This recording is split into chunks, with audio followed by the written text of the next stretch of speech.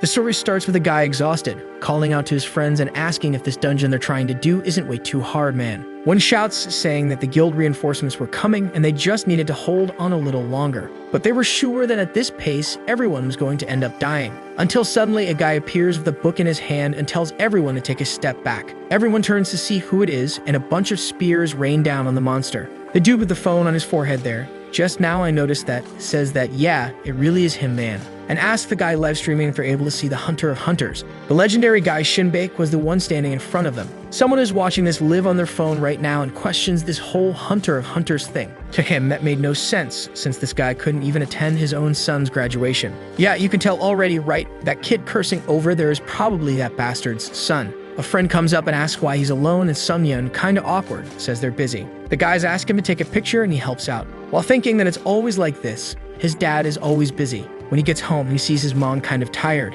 She's taking care of his sister who's been in a coma for 12 years, man, doing those leg movements, I guess to keep the muscles flexible, that kind of stuff, right, just in case she wakes up. Sungyeon asks why she didn't go to the graduation, and she just answers that he should already know why. Angrily, he shouts for peace and asks why not. It was just one day he needed. It seemed like everyone there only cared about the sister. But then someone shows up behind him and says that he was yelling too much. Man, he looks back. It's the badass dad, right, man? Guy Shinbake, the Hunter of Hunters. He's about to ask how the bastard got there so fast, but the dad just says he already told him not to raise his voice in the house. With that, Sungyeon turns to smile, and the dad wants to know where he's going. When our boy says he's going to the training hall, the dad says he's already told him over and over. With the talent he has, it's impossible for him to become a hunter. It would be way better if he just gave up on that already. Obviously, man, that only made the boy even more motivated in training. Julian, who's the coach, says that today he was more intense than usual. The two are locked in, shoulder to shoulder, until the guy goes for a move and our boy has to retreat. Whoa, he pulled out a little Kurapika power there, man. I thought the bastard didn't have any power at all. The attack goes toward Julian and starts wrapping around the sword, but in a second, the guy destroyed everything. Sungyeon, poor guy, didn't understand a thing and was on the ground in a second. The guy still mocks him, saying it might have worked this time if those chains of his weren't so weak. Maybe he'd fight better if he didn't try to rely on that power. Sometime later at the restaurant, the coach says he'll pay for today's meal, since he got beaten up. But Sungyeon says there's no point in trying to pay for anyone when he's broke too. All he wanted was for them to keep training. Jordan asks why he wants to train even more. The test for the Hunter Academy was already over, so they just had to wait for the results. But Sungyeon shouts no. Most of the competitors had multiple abilities or were regressors.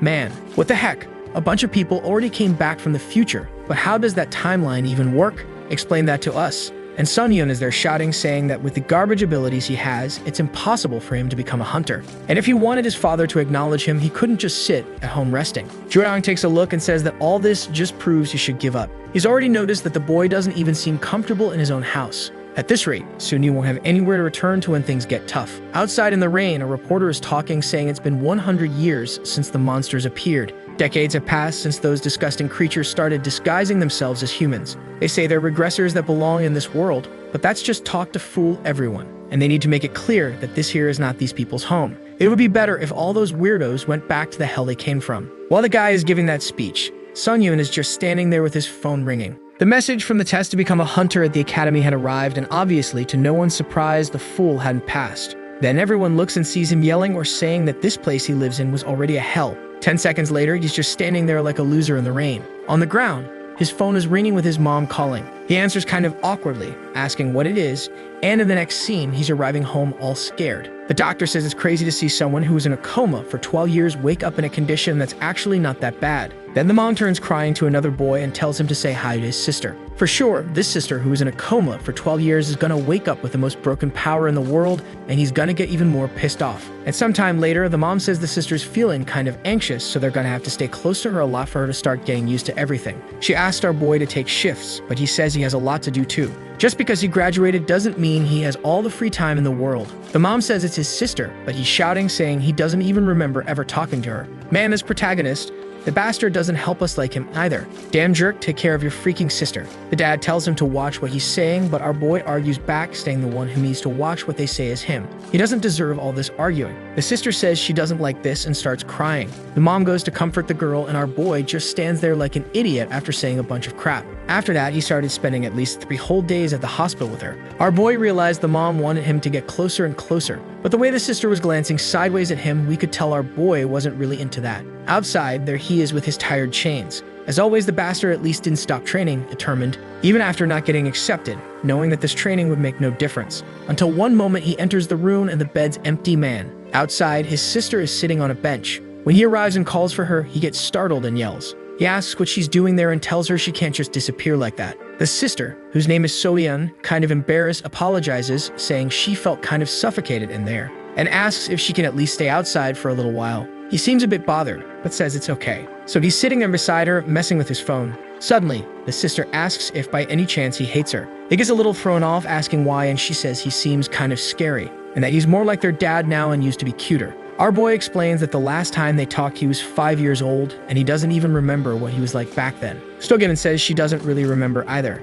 Dad and mom are older, the siblings changed completely. She couldn't even go to school. For some reason, she felt like she was alone in this world. That hit our boy in the heart, right guys? He also feels alone after all. And then he asks what nonsense she's saying. She had him, had mom, had a dad, so how could she be alone? Not to mention that she could always make new friends.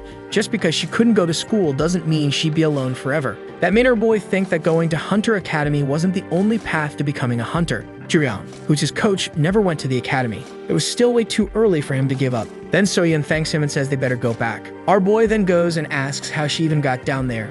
There was no wheelchair, and her muscles should be totally atrophied. But guys, the girl is floating, right man? Deposit me $1 million right now, and this was obvious. Damn it. He asks what's going on, and she says that the whole time she was asleep, she was living in the fairy realm. Sungyeon is standing there with his mouth open, remembering that reporter who said that these people who return from another world are a bunch of demons. And the dad also saying that with the talent he has, he'd never become a hunter. Seeing her floating there calmly and glowing, man, the boy was shocked. We go into a flashback to find out if this little brat was strong in the past too. The mom showed up to scold the 2 damn kids who were super dirty. They complained, it said that tomorrow they were going to play more and come back home. However, tomorrow, man, is uncharted territory for anyone. Already at home, they took a bath, had dinner, and went to sleep. Soyeon lay down wondering what she would do tomorrow. But it was at that moment that a weird blue fairy appeared and said she had been chosen to go to their world, and asked if she was interested in saving that place. After that, Soyeon spent about 6 months in that other world. But when she came back, she found out that 12 years had passed in her world. And now in the hospital,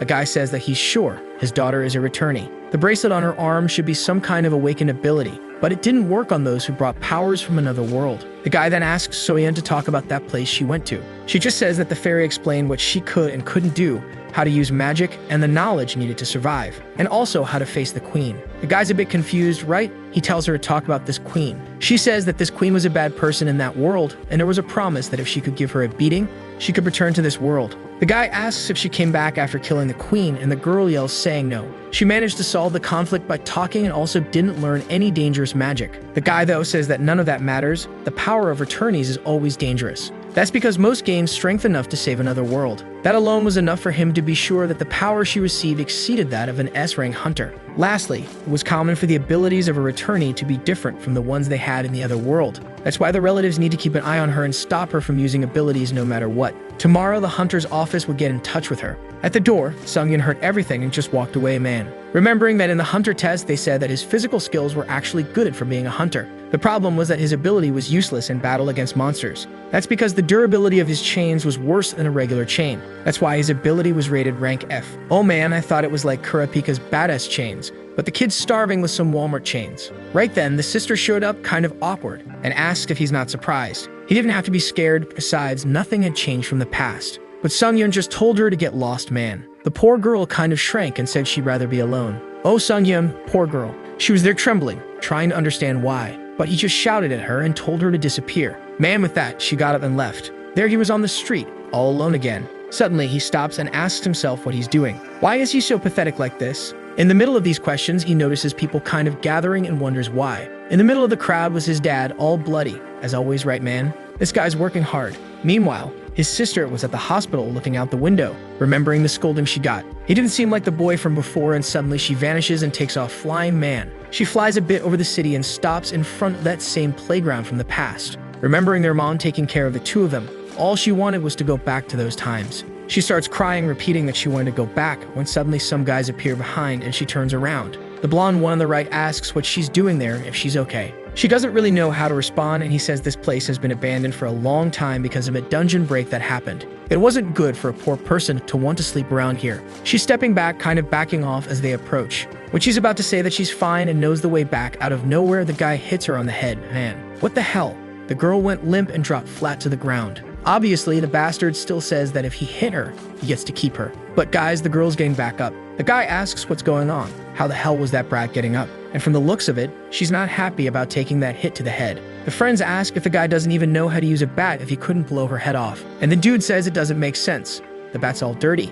He definitely hit hard. Meanwhile, So-yeon is wondering, why he hit her like that. The guy gets closer again, saying that maybe this way will be better. But at that moment, she points her hand and says that if they keep coming forward, she's going to shoot. Guys, you three, you better back off, man. I can see you're about to get skewered. Obviously, the three side characters are excited to complete their part in the story. Then So-yeon remembers a magic book the fairy gave her. This was a basic magic called bow and arrow. She didn't have to worry because whoever gets hit by it doesn't die. Normally, they just stay petrified for a short time. However, the second she fired, right man, look at that red strike hitting. The guy's expression changed immediately, and So-yeon remembers that the guild guy warned her. The moment a returnee comes back to this world, their abilities change completely. And man, she opened up a crater so deep you could see the two behind it. Dude fell there on the ground, just a leftover smear. And So-yeon, looking at her own hand, wondered why that happened. Back to our boy in the moment of the crowd, man. There was the dad holding that YouTube guy by the arm, all dead and wrecked. Everyone's asking if he's really dead, and not even his dad notices that Sung-yeon is right there watching everything. Future Mr. Beast got bagged, and the dad asks, why he's there and where the sister is.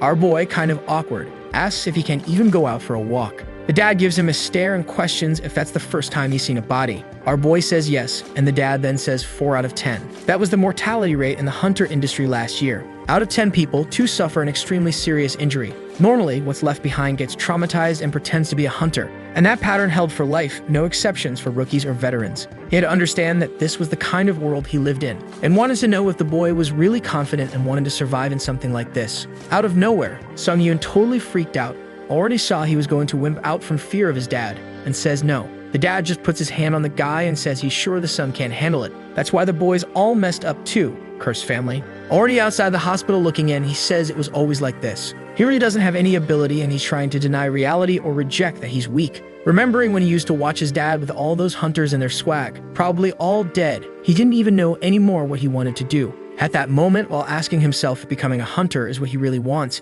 he sees his sister flying there, man. He gets closer, kind of uneasy, and quickly notices she's covered in blood. And there it is, she got that from their dad. He tells her to come down, asks if she's hurt, and what happened. Then So-yeon snaps out of it again and remembers the guy said her abilities could be dangerous. She starts repeating for him not to come closer while he doesn't understand anything. Right then she remembers the guy she blew up with the arrow shot, tells him to stay away, and out of nowhere a light explodes there in the middle of the forest. Sometime later he's knocked into a tree, all wrecked too. In the middle of everything, the sister is surrounded by a purple aura and someone is saying there's a person destroying buildings. She's going crazy, crying, while Sung-yeon is asking if she's lost her mind, what happened. The poor girl is repeating to herself that she wants to stop this, but at the same time saying she doesn't want to stop and totally losing it. She tells him to get away, trees are being cut down, firing off slashes everywhere.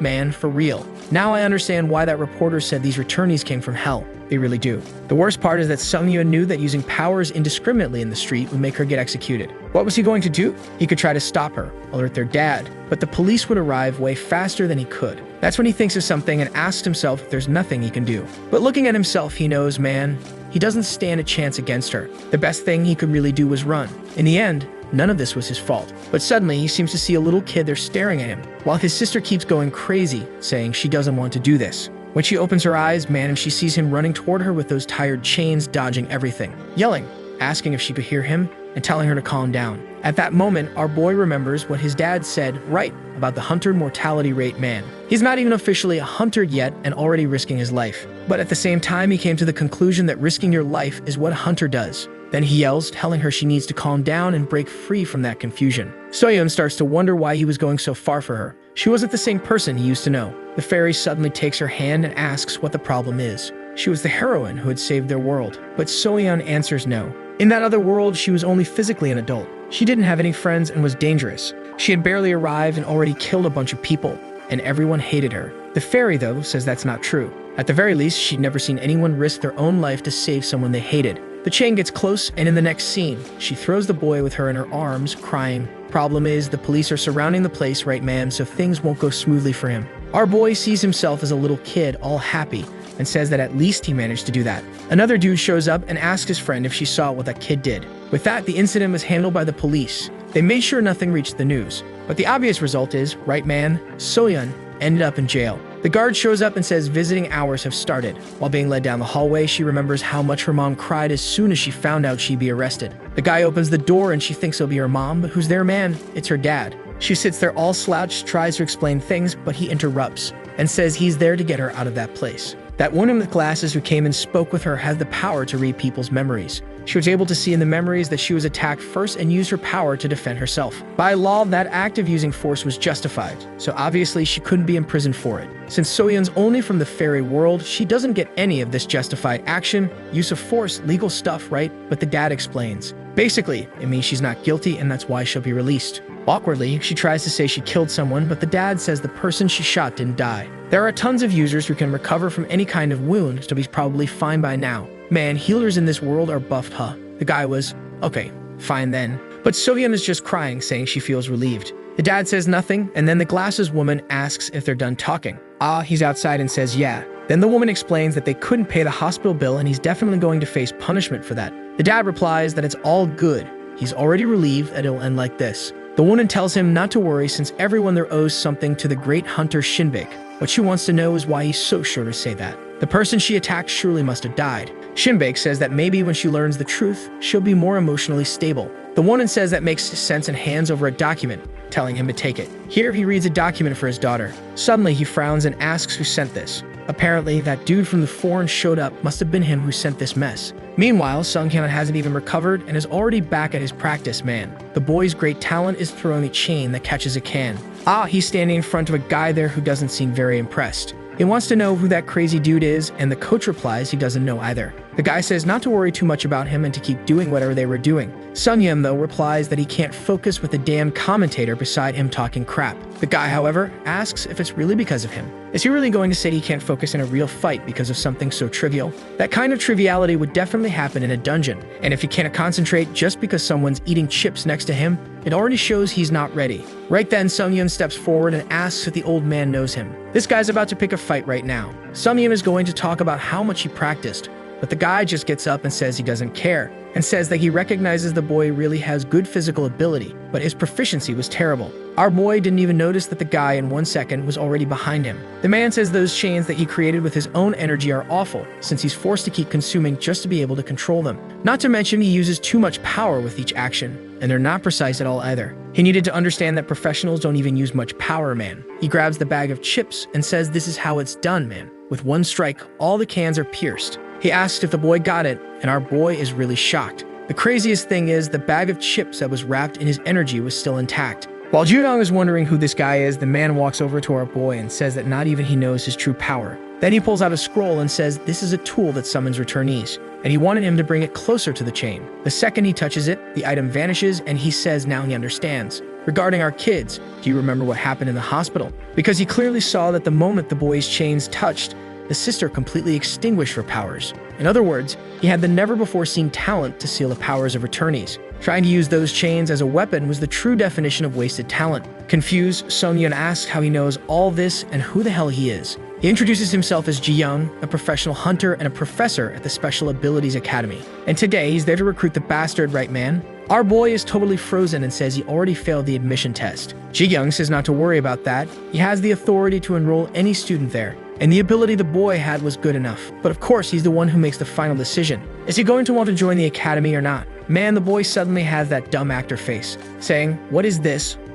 Almost crying. Oh my god, he just lost 10 aura points. The guy laughs and welcomes him to the Hunter Academy. But suddenly, something comes flying toward him. Ji-young turns around and manages to catch it midair. Man, whoa, it's that paper. And here comes Shinbik, pissed off and radiating aura, demanding that Ji-young explain right now what he's planning with that. But Ji-young turns and replies that that's what he should be asking. While the dad is freaking out, Sunghyun doesn't understand anything that's going on. And now Ji-young, face to face, just says that the more he sees Shinbik, the more he realizes he's getting old and wrinkled. He should start attending the meetings before people forget what he looks like. The dad, though, tells him to stop changing the subject and answer what that thing is. Ji-young says it's obvious. He just sent the kids a little recommendation letter. So-hyun was a returning with an S-rank ability, and Sung-hyun had an unprecedented ability. The dad, though, says he doesn't accept that for either of them. Even though So-hyun had an older body, she only spent 6 months in the other world, so she still has the mindset of a child and can't go to an academy like that. Ji-young, however, says she needs to adapt, man, and he's the one who always says that.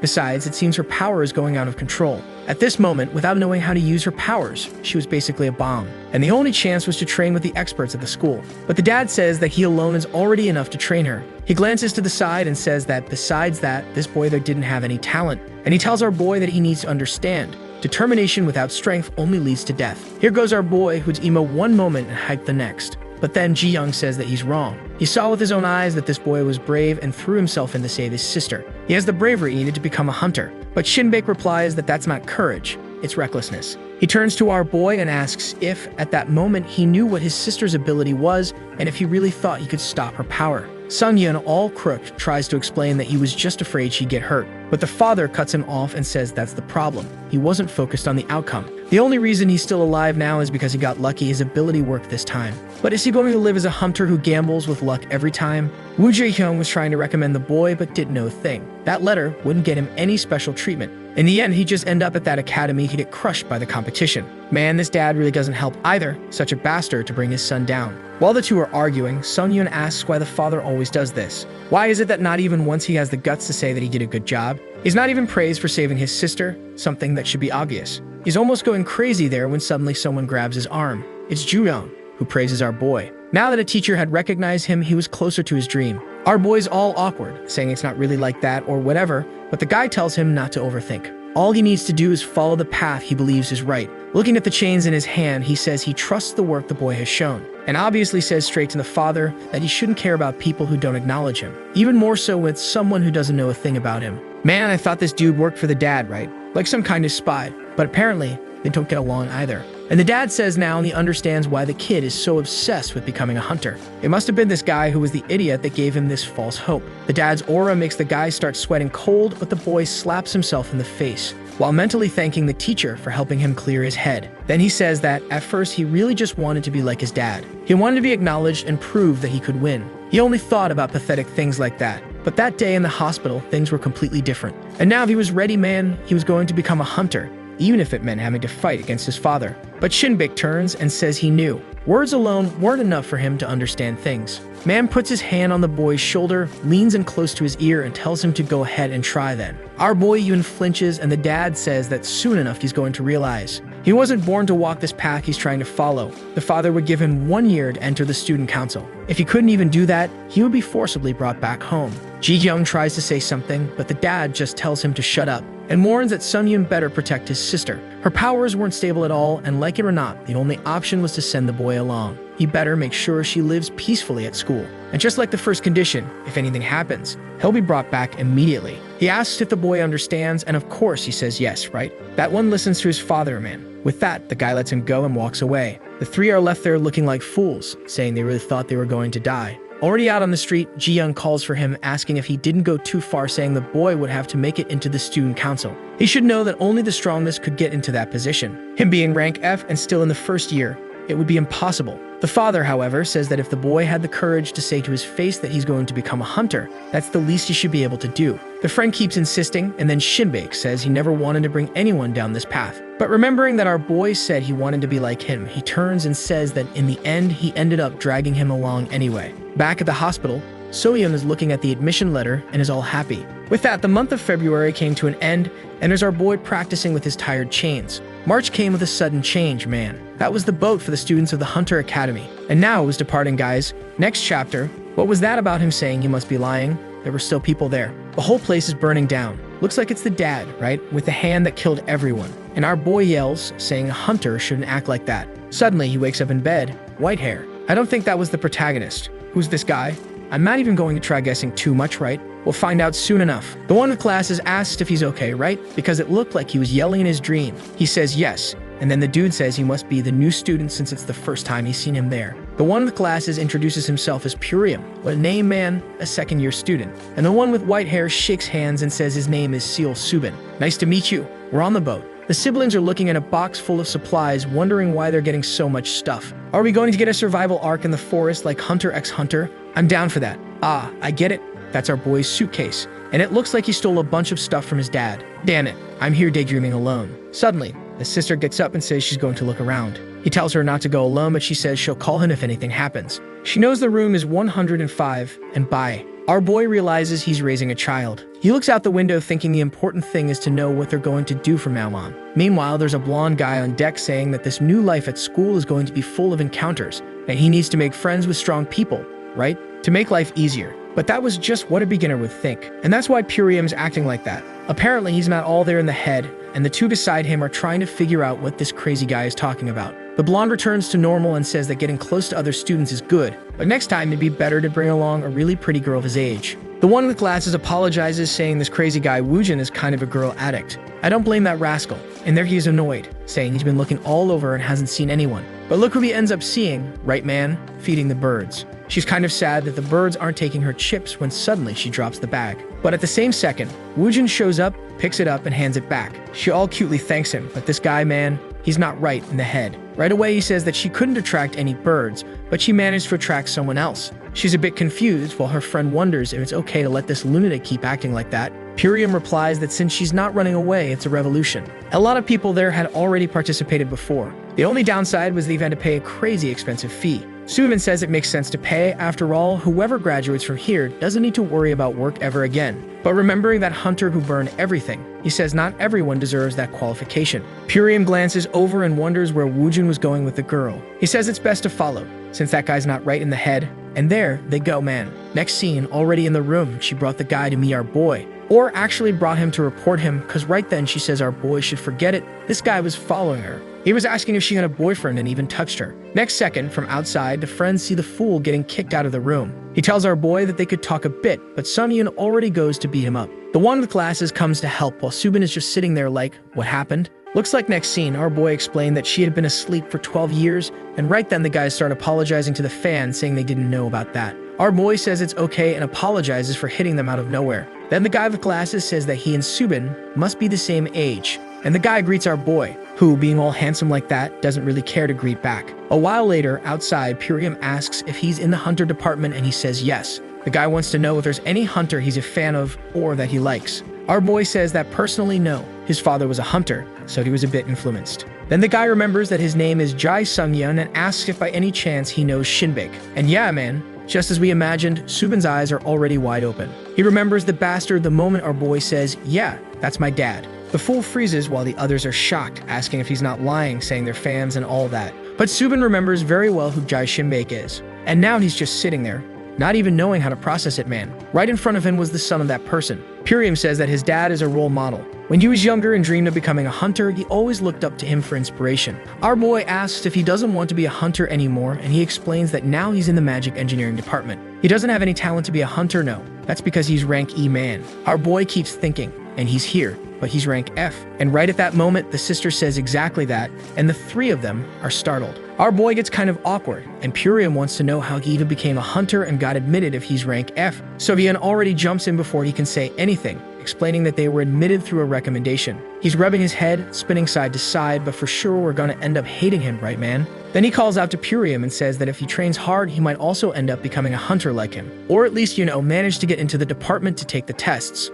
Obviously, Subin must be thinking that this brat is just a spoiled kid who's there because of his dad. The trip continues with Purium teaching his sister how to play on the Nintendo Switch, Woojin spitting game at the girls, and our boy pacing back and forth. That's when he sees Woojin there at the edge and goes over to ask if he's feeling seasick. He replies that yeah, and our boy stops next to him. Then the guy asks why he wants to become a hunter. Sungyum starts to say something about his dad, but Seo Subin interrupts and says that's not what he's asking. He wants to know what his beliefs are, what's his mindset. Out of nowhere, man's trying to go full coach mode and change the boy. He remembers that moment when he saw himself as a kid, but says he's not sure. He hasn't thought that deeply about it. Seo Subin then says that when you watch the news, you see all kinds of people who became hunters without the right motivation. Those who just want to make easy money or become famous. Our boy agrees that there are people like that, and the guy doesn't stop talking man, saying that those people don't understand that becoming a hunter doesn't just bring perks, it also brings responsibilities, and that's why he hates hunters. Confused, Sungyun asks that why does he want to become one? To which he replies that he wants to be someone who can save everyone, and that's why he wants to tell our boy not to go to the academy. Sungyeon pauses for a moment and asks what he's talking about. Subin says it's ridiculous that he told Purium he could become a hunter even as rank E. The moment a person awakens, that's it. Their rank is set, and it never changes. Besides that, getting into this academy is insanely expensive, unless you have connections. Or you're like him with a rich dad to pay for everything. Oof, man. Little does he know that dad isn't exactly supportive. Sungyeon immediately tells him to be careful with the way he says things. Besides, he was there because he awakened his powers after a lot of training. Seo Subin replies that awakening powers has nothing to do with hard work. If he awakened a power he didn't have before, that just means he didn't know what it did or didn't realize he had it. All that happened was that, by luck, he ended up using it. The fact that he got a recommendation to get into this place, even as rank F, and even the fact that he, Seo Subin, was also there, all of it was because they were lucky. And saying he'll become a hunter without recognizing something so obvious just shows how immature he is, and that mentally he's really at the same level as his sister. Man, obviously our boy already went in to land a punch. It looked like it was gonna hit him straight in the face, but I don't know if something happened right there. The guy's still standing, untouched. Worse than that, the sister gets startled, and when she looks to the side, our boy is on the ground. She asks what happened, and Subin says he tripped out of nowhere, but he's fine. But Sungyeon has no idea what happened, man. Right at the moment when his punch was about to land on the guy's face, the trajectory changed and he ended up on the floor. And the bastard still turns to our boy and says that someone like him who can't control himself and just goes around punching like that is only going to stain the hunter's reputation. Turns away saying that if he had any brains, he'd just give up. But then, man, something grabs his foot. It's our boy's porcelain chain. Again, the sister gets startled, and now Sud is the one on the floor. And then the protagonist says that maybe, yeah, he ended up in this place out of sheer luck, but no way in hell he was going to give up by choice. Subin says he can stay there as long as he wants, but with that rank he's got, he's not going to survive. And our boy just replies that I want to see that. Midnight, they'd meet to settle things. Yo, calling the guy for a midnight meetup. What is this, kid? A romantic duel? Sometime later, it starts pouring rain and Sodian is remembering the fairy, saying she didn't want to disappear. She suddenly wakes up and sees she's alone in the room, gets up, calls for Sungyeon, but notices he's not there. So there she is in the hallway, wondering where he went while dying of fear. Out of nowhere, she's startled by Woojin right behind her, asking what she's doing there. She answers by asking him the same thing,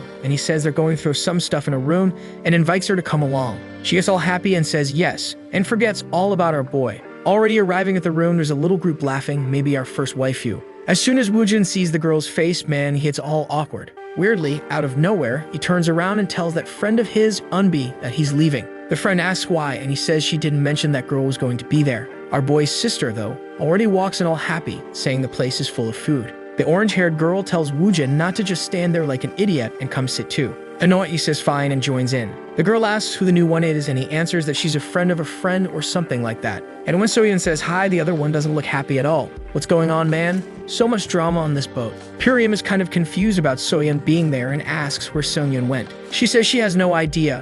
When she woke up, he wasn't there. And of course, Purium also notices Subin wasn't in the room. Plus, the interaction between them seemed kind of weird. Maybe something was going on between those two. At that exact moment, the two are facing each other, and our boy wants to know why the other guy has a raincoat on. Subin says, obviously because it's raining. Well, how's he going to fight while holding an umbrella? Our boy says that's the best way to keep the water off his body. The two stare each other down, both wondering if the other is an idiot. Right then, both of them also begin activating their powers, and Subin says that the power he has is the spirit of water. It was raining, and they were surrounded by the sea. In a place like that, his power was amplified, and if he lost control, our boy could end up dying. But Sungyeon just throws the umbrella aside and asks, wasn't it him who wanted to start this? In the same second, the guy says, all right then. The spirit of water starts flying towards Sungyeon and fires off a blast, a laser man. He dodges, which surprises the guy, then activates the chain and throws it in his direction. The dude says that's impressive, but of course, the chain is easily destroyed. For an F rank, it wasn't bad. It was just weird that the chain was weaker than a real one. Sungyeon's already in shock, man. The bastard had two spirits. I'm just here to say that with what he's using, he's not going to accomplish anything. The resistance was so low it couldn't even be used to attack or defend. Now there's our boy doing flips, dodging everything. The only thing he's got left. Once again, he pulls the chain, launches another attack, but the thing shatters against the wall. And the bastard even asks if that's the only useless tactic he's got. He should have realized by now that he hasn't taken a single step since this started. It's time he understood why he doesn't belong in this place. The boy says that it's exactly because he hasn't moved or taken a single step that he didn't notice. When the guy looks down, man, there were some little chains by his boot. And the worst part is, our boy had already hooked them to the grate before the guy could do anything and pulled him backward into the wall. And our boy says that he's only been using the same tactic because it's the only thing he can do. I thought he was about to drop an epic line, but the kid's just humiliating himself.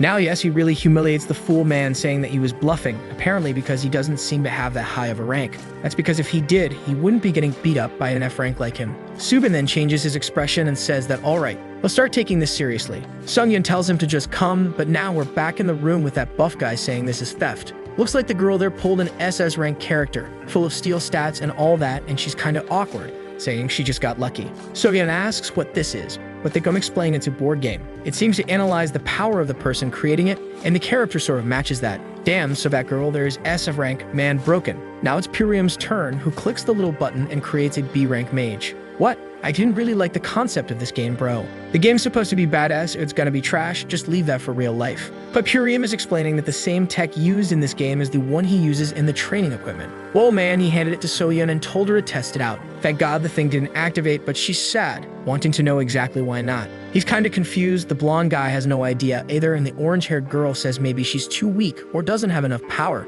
when suddenly the device says that player 5's ability couldn't be analyzed. And it was estimated that she might be a regressor. The game was explicit, man, with the girl being tortured. Everyone gets shocked and she receives a random secret class. Everyone gets excited, saying they're jealous, that this is insane. Woojin then turns and asks if this is really true. Then he remembers that Ji-young told her she had to keep it a secret at all costs that she was a returner. She asked why, and he explained that most regressors come with a bunch of problems. Like her, for example, who simply lost 12 years of her life. And that's why they had a hard time fitting into society and end up committing all sorts of crimes and are looked down on. That's why many are considered walking disasters. With a reputation like that, it's better that no one even knows or she'll end up being judged. Back in the game, she's all awkward, trying to explain and all, but Woojin just tells her to spit it out already and stop stalling.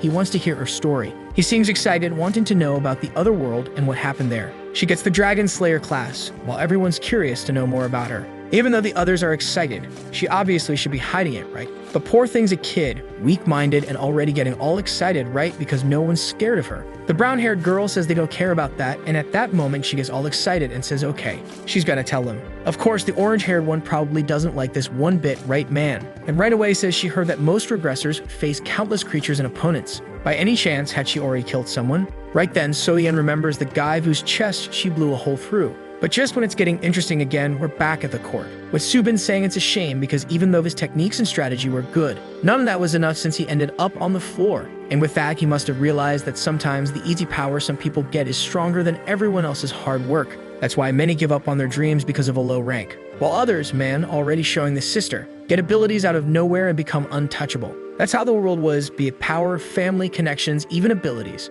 There was a clear limit to what someone could achieve with just willpower. When he entered the Hunter Academy, he was going to find out that there are people way worse, crueler, and stronger than him. In other words, in the end, he's just going there to suffer. Our boy, though, man, says that his dad wasn't even an S rank or an A rank when he started. Even so, he already achieved more than anyone ranked A or above. He cleared countless A rank and S rank dungeons and saved countless people. Everything he did was basically through pure effort. He might be an F rank, but he wasn't going to give up that easily. Subin says that apparently he knows a lot because of his father, and he asks if he remembers the S-rank gate that appeared in the city of Mappo 7 years ago. Sungyun frowns and asks why he's suddenly bringing that up out of nowhere, and the guy replies that that gate ended with countless casualties. Not just because of the monsters, but many people also died because of the hunter's power. The protagonist asks why he's bringing that up, and Subin says it's because no one criticizes anymore what happened back then. Sungyun is about to say that the hunters had the reasons, but Subin interrupts and says that it was his father who killed the younger sister he had, and it was ridiculous for him to say that he had no choice but to sacrifice a bunch of people to save a few. A hunter should protect everyone. Once again, he asks what Seal Subin is trying to do, why he's going through all this, and what kind of hunter he wants to become. While all of this is happening, there's someone peculiar listening from the side, and of course now we're back. Right at the moment when the orange-haired girl asked if she had already killed someone. No one could say anything, and obviously Soyeon got all awkward. She kind of got tangled up in her words and suddenly stood up, saying she was going to the bathroom. She put her hand on her chest, looking a little embarrassed, and ran off. The fool laughed, and then Purium asked Midori why she brought that up out of nowhere. She, kind of off, apologizes and says the girl is in the engineering department anyway. Even Purium says no, she's in the hunter department. Suddenly the girl changes her expression and says that in that case, she's not ready. A hunter isn't someone who just has to kill creatures. Sometimes they need to kill other people. Taking lives is part of the job, and with that mindset, she wasn't ready to be there. Soyeon went to another part of the boat. Her heart was pounding, and she kept wondering why she ran away. All she had to say was that she hadn't killed anyone. But just thinking about that moment when she used that arrow made her heart race. She still feels like she doesn't deserve to be there.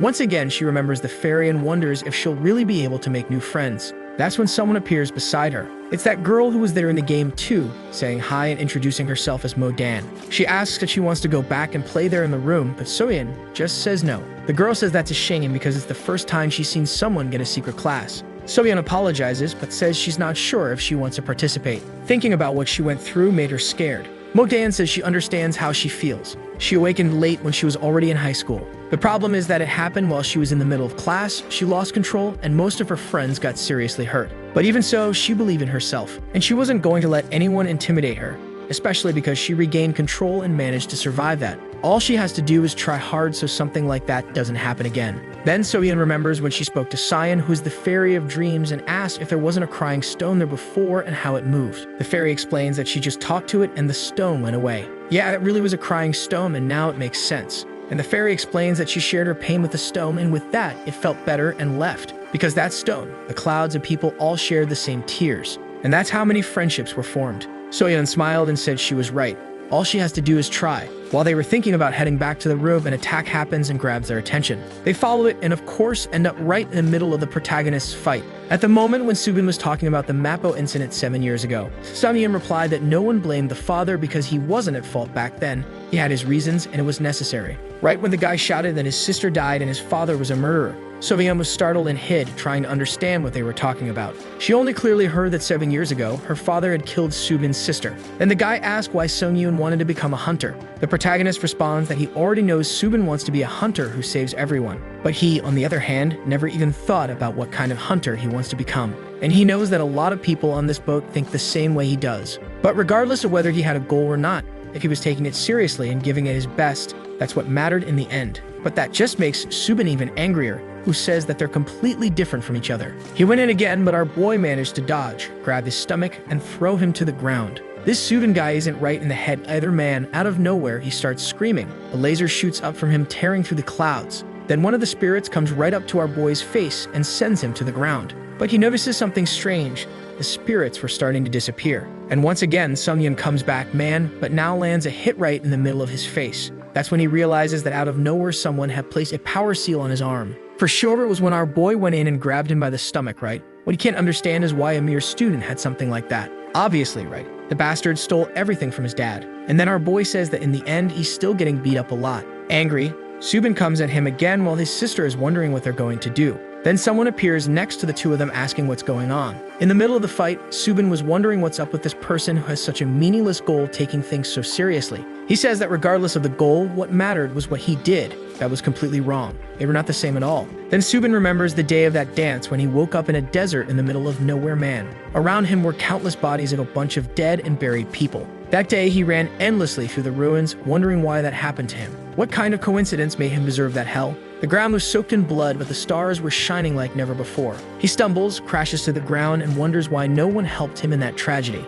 If they were hunters, they should have helped everyone there. Then he sees an illusion of himself older, saying that he would become the person he needed, someone who would save everyone. And now he's remembering Sunyeon saying that they're the same. But he was sure that if that wasn't true, then they were completely different. That's because he always wondered why hunters with the best powers always only use them for selfish desires. He then tells Sunyeon that he needed to take all of this more seriously. Sunyeon, though, just replies that learning responsibility and why he wants to be a hunter is the reason he's there. They stare at each other for a moment when suddenly they both hear something to the side and look. A really weird guy had fired a shot into the air, and our boy asks who he is. We see a bit earlier that it was Purium who had arrived, man, asking what the two were doing and why they didn't just stop already. He comments that they could get hurt, and just then Soyeon remembers the guy she killed. Girl, calm down now. But she's calm, saying it was best to stop them right away. Purium asks how, and she says just stop the two of them, man, just get in the way and they'll stop. But the guy says that a fight between skilled people is like jumping into a shootout. Then Soyeon imagines that if she jumps into the middle of the fight, it could end up activating her powers,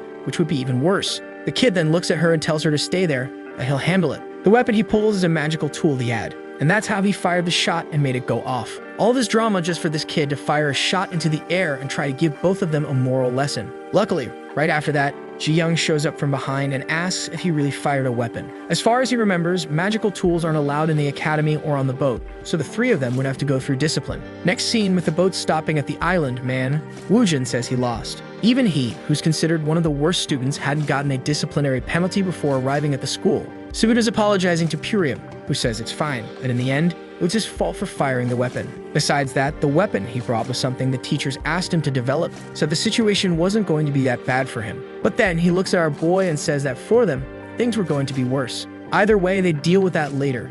It was time to head to the dorms. She thinks it's weird because she thought she'd be staying near Sungyeon, and he explains that actually, on this island, there are several dorms scattered all over. That's when Soyeon starts getting scared of being near that Miju girl. Then the girls take a look at their phones and see that at least she and her brother are in the same dorm. Right when he says the name of the place, which is really weird, someone drops their suitcase on the ground. It was Subin, and obviously from the look on their faces, he must be in the same one. They just stand there looking dumbfounded until a woman shows up saying hi and introduces herself as Yeon, and that she's the supervisor of their dorm. Soyeon starts to relax a bit, at least that strange girl isn't with her. And Mo-dae says that apparently they're together again, so it's gonna be great. Considering she's with her brother and her only friend, she's sure the semester is starting off well. Then we see about 100 years ago, in a chaotic era when monsters devoured people and users of evil abilities roamed the world freely. That's when a man had the idea to create an educational center for ability users. After some years and avoiding the eyes of the authorities, he created a small school by himself on an isolated island. Some time later, it became known as the Hunter School.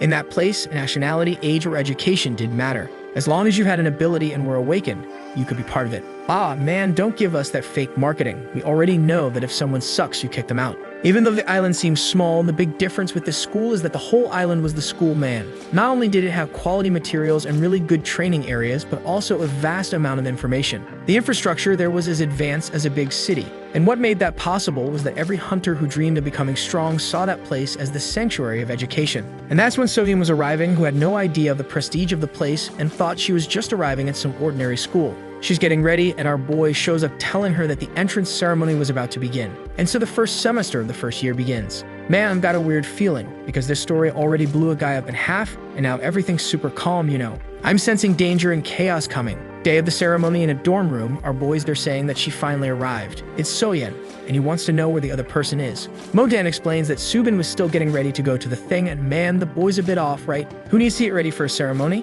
She says it's obvious he needs to get ready, especially because he's this year's freshman representative. And then there's Subin, man, swearing in the name of 2,625 new students that they would follow all the school's rules. Our boy wonders how the guy who got disciplined before even arriving on the island was now the representative. But he's forced to admit that if he's the rep, then at the very least he must have one of the best talents. That water cannon he saw shoot up into the sky showed that he had the ability to deal as much damage as an A rank. But what if they hadn't fought on the boat while it was raining? Or if he hadn't also prepared that power sealing thing? He knows that if Subin had gone all out from the start, his chances of winning would have been way lower. But the thing is, like his dad said, he doesn't just have to survive. He has to get into the student council. He didn't have time to be happy just because he got admitted. Classes were starting right after the ceremony, and he imagines that since it's a hunter school, he's going to be able to learn a lot of cool stuff. That's when Yeon shows up, the supervisor, and says that Soyeon has to head back to the dorm. Now she explains that her class is going to be different because she hasn't even finished elementary school.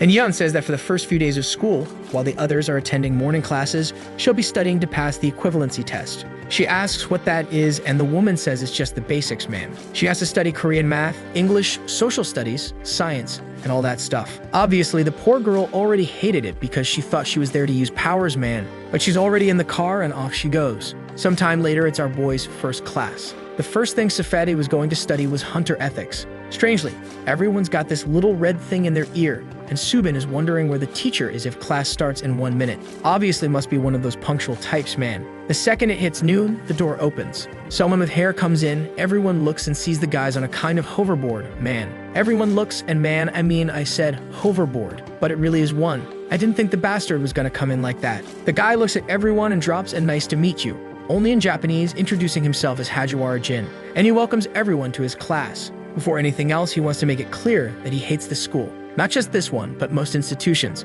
Putting 40 people in the same room is the peak of inefficiency, since no one's at the same level, especially considering the students there have special abilities and one is completely different from another. They must also be stubborn and have their own principles. He, for example, is the type that likes to be extremely efficient. And following that line of thought, he throws out the first question. Most small and medium-sized monsters could be taken down by modern military equipment. Yet even so, only hunters are sent into dungeons. Why do they think that is? Everyone's just looking at each other, not knowing what to answer, and he says it's simply because of the economy. He says it's because weapons and tanks are extremely expensive and there's a chance that the profit made from magic stones won't even cover the cost. On the other hand, a hunter just eats and poops. Even if they exert a huge amount of physical force, they're still extremely cost-effective. And that's how the hunter profession was born. In the end, it's all about money. That's the reason they're called hunters and not heroes or superheroes. But obviously, for the hunter themselves, money isn't the only cost. In the middle of combat, they have to learn to use the minimum of their physical and mental energy. They need to be optimized and choose the best strategy to fight. Otherwise, they might run out of power in the middle of the dungeon. Sung-Yun remembers Ji-young saying that he spent too much energy in everything he did. And the teacher says there's nothing more common and more stupid than dying of exhaustion in battle. In other words, efficiency was the #1 quality a hunter needed. He calls on a kid up front who's already startled man, asks what his ability is, and he replies that he's a construction sorcerer. That's just like our boy man, never even heard of that. The professor wants to know the range of the ability and he says 100 meters max. Then the professor asks if he can decompose ores and things like that in a physical structure. The guy hesitates a second before answering and the professor immediately hits him with several questions, wanting to know how many kilos he can handle at once, how fast he can manipulate things, and what materials he works with best. Then hits him with it, says if he doesn't know any of that, he's a failure. He doesn't even know himself, let alone imagine understanding the enemy. With the amount of information he has, it's impossible for him to build a strategy in battle. Sung-Yun's just watching, thinking that the poor guy didn't even do anything and already got wrecked. Then Hajiwara looks at him and calls the curly-haired boy. Our boy asks seriously, and the guy says yes, tells him to go ahead and say his category. Our boy stays quiet, and the guy wants to know why. All twisted up there, man. He says he doesn't know about that category stuff. Then the professor is shocked, man, like a kid, not knowing what math is in the hunter world. Even Subin is shocked that he really doesn't know anything at all. Then the kid beside him starts going off, asking if he's lost his mind. Why is he saying he doesn't even know his own category when that day on the boat he was acting all full of himself? Sung-Yun says that was the first time he'd ever heard about that construction sorcerer stuff. Subin's staring wide-eyed, asking if he really doesn't know anything. Then he just walks off, saying to forget it and that he should just focus on learning. Apparently, he thought about teaching the kid, but gave up real quick. He's there in the middle of everyone staring, thinking there's something weird about this place. But look at the advantage that Sneaky Guy has, right, man? He already went to talk with Ji-young. The guy said he was busy, but our boy, right, asked for a bit of help. Already sitting down, he explains that everyone's talking like, you know, that stuff about classes and whatever is extremely essential. He finds it strange, though, because he's already read a bunch of books, you know, files on the internet and all that, but he doesn't know anything about this. Ji-young leans back and says the internet and books aren't going to help him in this case. Then he leans in and asks if he can ask something. Did he at least have an ability user license? A little awkward. Sung-Yun says not yet, and right away the guy jolts, asking how that's even possible. Even if he didn't want to become a hunter, an ability user has to have one. Our girl explains that he was never able to get one, since kids and teenagers need parental permission. Right away, Ji-young understood, right, man. It was the fault of that bastard Shinbik, who did everything to stop him from becoming a hunter. He then explains that at least his sister, who's a returner, has to have a license. But whoa, she's all confused, asking a license for what? Yan apparently got a call from Ji-young, right, and is just finding this out now too. At that moment, he closes his phone and our boy says it's fine. When he becomes an adult, he'll get one. But the guy says he's screwed if that's the case. Also, he wants to know how the kid's been training if he doesn't know anything. Sung-Yun says he always trained physically with Juryeon, but Juryeon always said he couldn't teach much about the boy's ability because it was too complex, and he had no idea what it was about. But Ji-young says that wasn't the case. For sure, he didn't do it not because he didn't know, but because he couldn't. Our boy, confused, asks why. And the guy says that when you register, you have to sign a special license, and it basically creates a pact. That pact is what ensures that any hunter with a license informs others about abilities. That connection links all the hunter's energy, so it's something impossible to break. That's why the information going around in the media or on the internet is just the tip of the iceberg. Besides that, most of the info is actually fake, just to confuse everyone. Sung-Yun, confused, asks why there's so much restriction on this control. And obviously, Ji-young says it's because abilities are extremely dangerous by nature. Even the most insignificant ability user could kill countless people depending on how they use it. And the problem is that an ability is invisible. You can't just take it out of someone's hand like a gun. That makes deaths caused by them even harder to trace or understand. If everyone learned this power easily, public safety would go back about 100 years, when there was death everywhere. Our boy's just scratching his head, yet never heard anything about all this. And Ji-young man is just like me, realizing this kid is amazing and went through hell because of that damned father who didn't teach him anything and made sure he had no chance.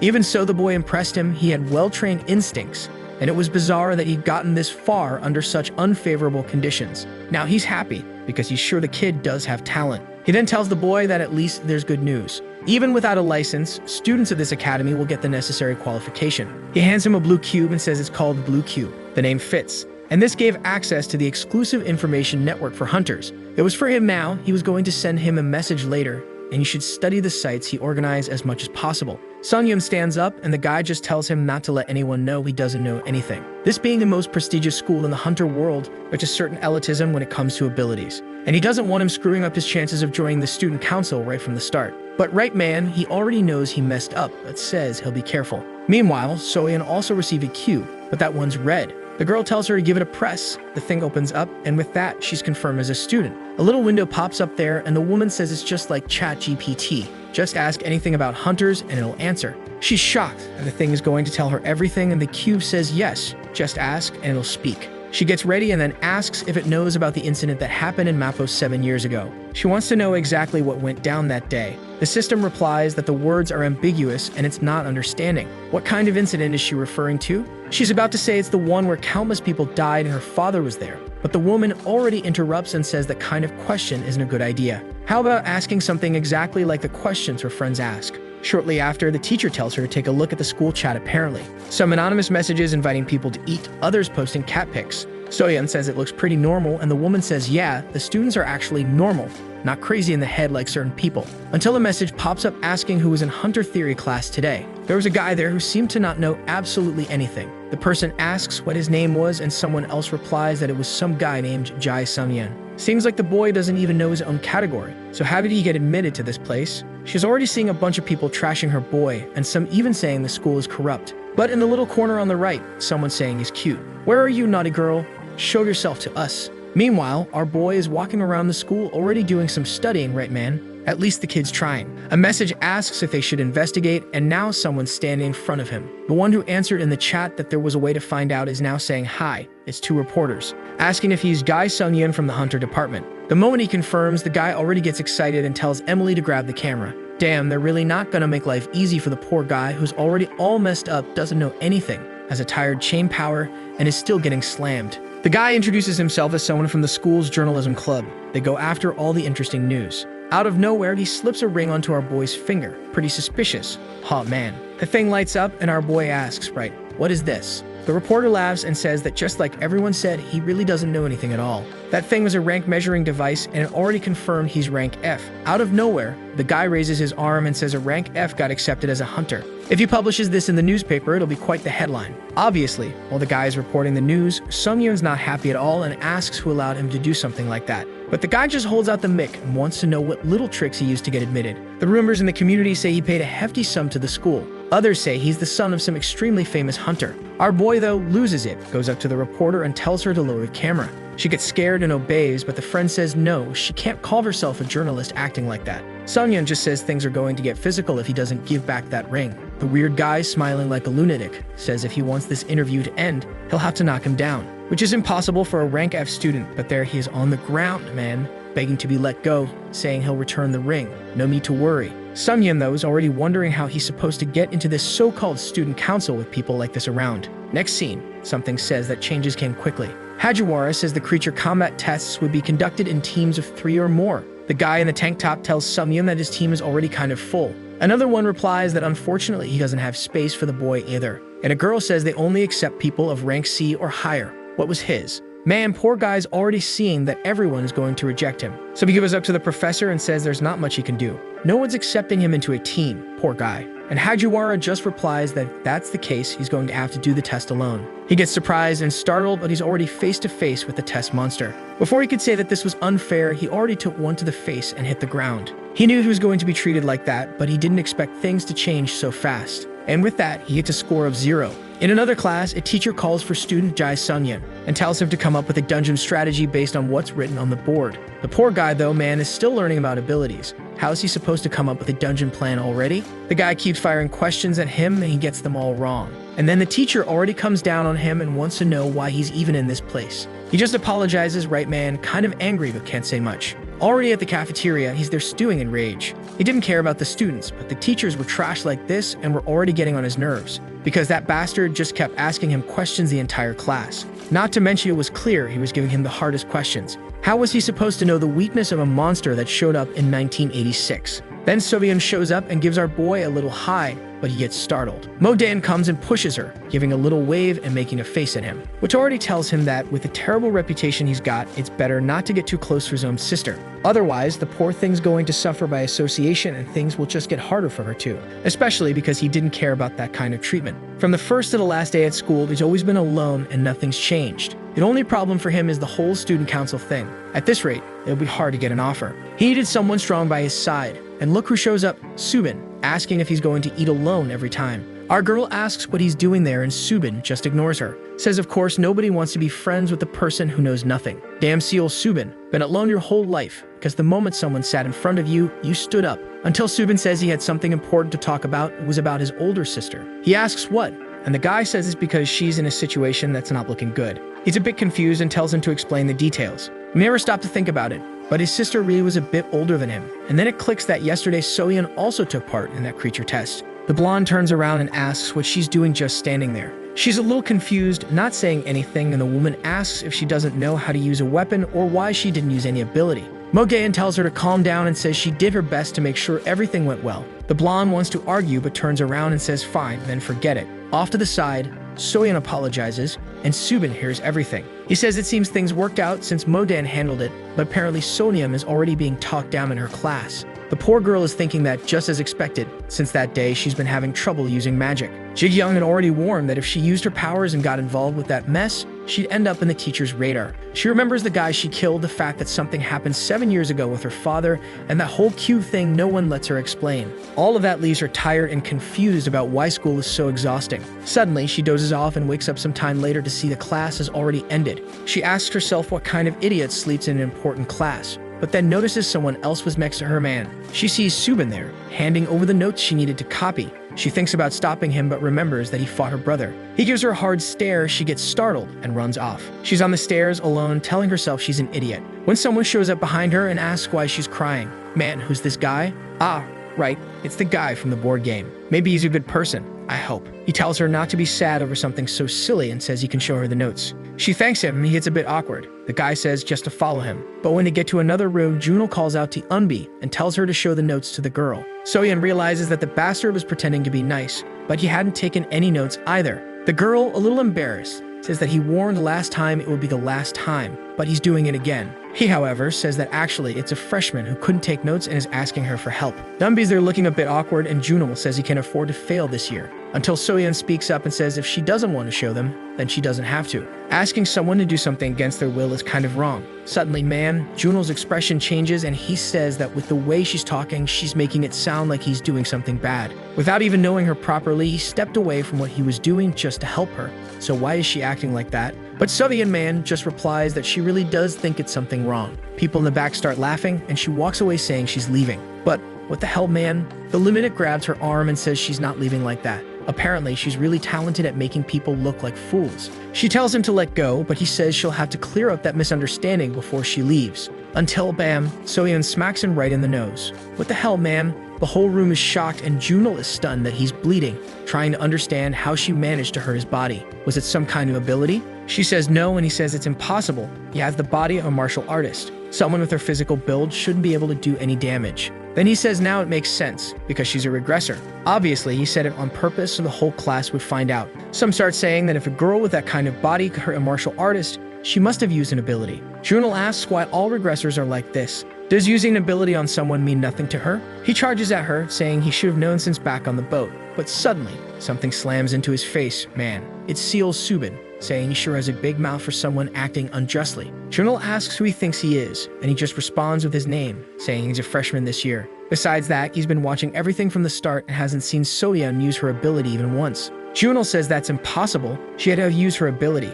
Otherwise, there's no way she could hurt him. And now he just realized Subin used an ability too. But he just ignores what the fool said and says Junil should already know that regressors have extremely superior physical ability. And besides, no one in this room saw any kind of power being used, so it's clear she didn't use anything. In the end, even if she had used it, he was the one who grabbed her arm first. Not to mention, he clearly exposed her secret on purpose and lunged at her. Compared to using an ability, his actions were way worse. Junil goes after him saying he's gonna beat up the scrawny kid. But man, out of nowhere, there's just a flash of light behind him, and he answers that he never runs from a fight. Strangely, some girls nearby raise a sign with his name out of nowhere, and Junil realizes he's about to get beat and embarrassed. Back in the cafeteria, he tells our boy that he understands he's trying to avoid his sister to protect her and not mess things up for her. But now that everyone knows she's a regressor, her life isn't going to be easy either way. Our boy puts his hand to his face and says he doesn't understand why, but things are never easy. Mr. takes a look, sees the sister, and asks what he's going to do. It's not like he has much power to help her either. Then, out of nowhere,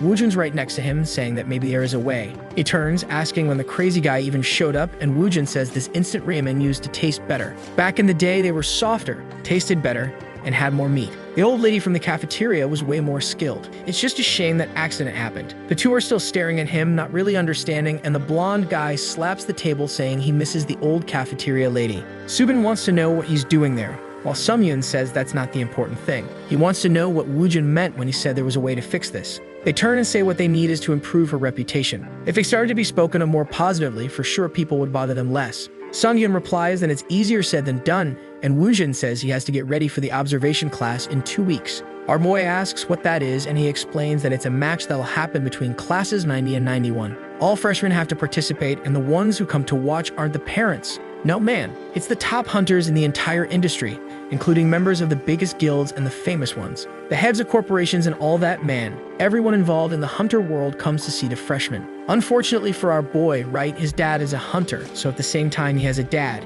he also has a hunter. But he sees it as a great opportunity to improve his reputation. Subin, however, says that if you count the number of people, that's a lot. How is that even going to happen? The guy says that last year they were divided by student ID. If nothing changed, it'll be the same way. All he has to do is find a ranked D student to train with and show what he's got. If our boy wanted, he could give him the name of a really weak kid. But man, as if that's what he wants. Woojun's already kinda confused and sure that Bastard wants to fight against a rank A or rank S. Sometime later in the library, he remembers that he talked to Jihyun and asked to take a look at student records. Obviously the guy said, right man, that only teachers could see that. But the sneaky guy, it seems, handed him the card to deliver the welcome message to Chi Ji-yeon. He went to check out the students and find out who the regressors in these classes were this year. He doesn't say so, but it looks like he found out who they are. And now the plan is to challenge them when the observation class begins. And then, when everyone is watching, he just has to use the chain to immobilize that person. Man, it's such an obvious and easy plan. No doubt it's gonna go wrong. Scene change to another dorm where Junil is slamming the table, saying that damn Solian made him look like a fool. Miju wants to know what he's going to do, and he says the perfect chance is at the observation class. He's going to show that kid who's boss. Miju laughs and says she's not too confident that the guy who ended up with a bloody nose from a slap is going to win. But she agreed with him that it's really easy to hate that Sodian, and asks if he wants her to take care of it for him. Junil asks if she thinks she'll win, and she says yes, definitely. But in exchange, he'll love her a favor. Junil keeps insisting, saying her chances are low. The girl's a regressor. But Miju just says that it's exactly because she's a regressor that it will be easier. And here we go with the time skip. Folks, it's already 2 weeks later, and our boy is ready. He opens the door, and damn man, there's an entire arena packed, my dude. And the sneaky guy says it's time to prove himself. Meanwhile, Soyeon is there in class, saying she couldn't do anything again. Apparently, it was about using a pencil to cut up some little blocks. I didn't really get it. Then Jigyun calls her and asks her to come with him for a bit. Right after, he says he's taking her to where the observation class is happening. But they're kinda in the middle of nowhere, and she asks if there really is a class here. He says yes and tells her to just go through that door. There were several paths leading down to the underground of Area 13. While going down, he asks if she's ever been underground before, and she says no. Then he says that back in the day, the school used to be a big secret. So most of the buildings weren't on the surface, they were underground. As she starts going down, man, she sees the place is a massive city. She asks why they have a secret base, and he says it's where the most dangerous and important things are kept. Incredible items and magical tools that could bring chaos and destruction. There were even terrifying creatures that have been captured for research. Besides that, there are secret places that not even he and a teacher have any idea what they're about. She, however, is just looking at the city and making little flowers with her breath. Right outside the elevator, he asks how school life has been lately and if she's having any trouble. She says it's still hard to make friends, but at least she has Modan. Not to mention Purium and Woojin are nice to her too. Subin, she's not sure. She thinks he's a good person. Aside from those, though, the rest of the school avoids her, and she figures it's because of the issue with that guy Juno. She got nervous when he came at her because she was scared she'd get hit and end up triggering that power. Ji-Gyun pats her head and tells her to relax. Regardless of the danger it might cause, she could count on him and her brother to stop the power. What happened last time definitely wouldn't happen again. The door opens and there we are inside the arena man. Hajiwara comes up to greet them, saying he's exactly 1 minute and 42 seconds late. But Ji-Young just ignores it and says now he'll explain what this class is about. As previously announced, this would be an observation class. The seniors and juniors would form teams and fight in 10-minute matches. And the reason this is happening underground is because of this arena built by Mado Engineering. A little button click raises a barrier, and it explains that they'll be given equipment and some training clones will be created. Any damage they take will be transferred to the training clone. He lands a punch in Hajiwara's stomach, but it's the clone that takes the hit to the stomach. That just means in this match they can do whatever they want and use all the power they got without worrying. Right then, Hitsuryu understands what he meant about her not needing to worry too much either. The professor tells them to relax. It's supposed to be interpreted as seniors giving some lessons to juniors. Obviously, Subin and our protagonist man knew that didn't make any sense at all. A glance to the side, and all the hunters that were staring at them like they wanted to eat them alive. Those guys were all from the corporation's man, and it looks like there's this Shinson girl from Estrella Roga and someone from UJ. They're extremely important guilds along with these other corporation guys and so on. There's a whole bunch of them, like 4 big names. If I say them all now, you'll forget. So when they do something important, I'll tell you. Looks like the nerdy glasses guy thinks it's kind of pointless to waste time on these kids. But the guy, the older one on the left, his name is Kang Ho, says it must be his first time at one of these observation classes. He might be thinking this is going to be a friendly match, but all the students must have realized already. Everyone sees this as a chance to show off their abilities to countless guilds. In other words, what they're doing here is scouting for talent, so it'd be good to pay close attention and not miss anything. Otherwise, those bastards from UJ are gonna snatch up the gems. Walking around, Woojin is chill so far, wondering who his opponent's going to be. He's looking in our boy's direction, saying he's the tastiest. But actually, he's looking at the girl behind him carrying a sword. And Sun Yun went up to her and challenged her to a duel man. Everyone was shocked and the girl looked kind of confused. But our boy's got a bad reputation and people around are already mocking him, asking if dogs just like getting beaten up. The girl just turns around without saying a word and walks away man. Stupid and everyone else is asking if he's lost his mind. He had to know that girl was a regressor. But for our boy, that was the biggest advantage. As long as his chains worked like a sealing weapon, he had a chance to win. Woojin comes over and compliments him, saying he must have an ace up his sleeve to be this confident, but agrees it was a good pick since she's the weakest of all the regressors. Sun Yun asks why, and he says that for some reason, she doesn't use any ability. Seems like she only fights with magical weapons and sealed her own powers at the end of last year. In the end, he was going to be fighting against a regressor that doesn't use any regressor abilities. It was the perfect chance for a like on this video that helps Mamoru make more juicy content for his viewers, activate the cheeky little bell, and I'm out.